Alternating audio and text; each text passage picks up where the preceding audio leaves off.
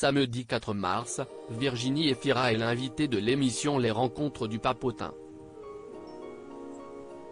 L'actrice, récemment récompensée au César, a fait de rares confidences sur son premier mariage lorsqu'elle avait 22 ans.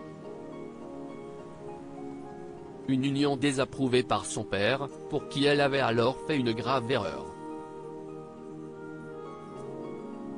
CIST, enfin, l'heure de la consécration pour Virginie Efira. La comédienne, 45 ans, a vaincu la malédiction qui la frappait au César, avec 5 nominations pour aucune récompense. Mais le 24 février dernier, elle a finalement été couronnée meilleure actrice pour son rôle dans Revoir Paris lors de la 48e cérémonie, pour le plus grand bonheur des internautes. CIST trop chouette. En même temps, j'ai fait 63 films cette année, donc arithmétiquement, je m'étais un peu donné une chance, a-t-elle plaisanté au moment de recevoir la statuette, quelques minutes seulement après avoir vécu un autre grand moment. Invitée à remettre le César d'honneur au réalisateur David Fincher, la comédienne a créé la surprise en accueillant le grand Brad Pitt sur la scène de l'Olympia. Une vraie soirée de gala, sous les yeux on ne peut plus fier de son chéri Nils Schneider.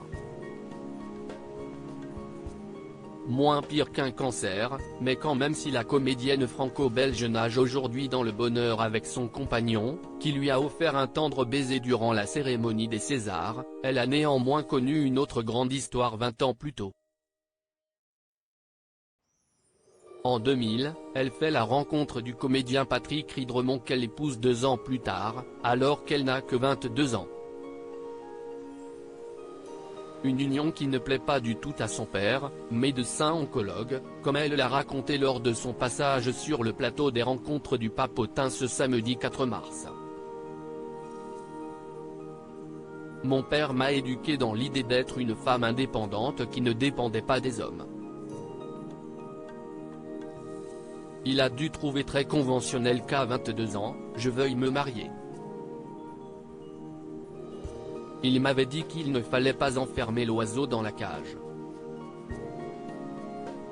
Il disait avec humour que c'était moins pire qu'un cancer, mais quand même, raconte Virginie Efira à l'un des journalistes qui l'a interrogé dans un extrait dévoilé par Télé Loisirs.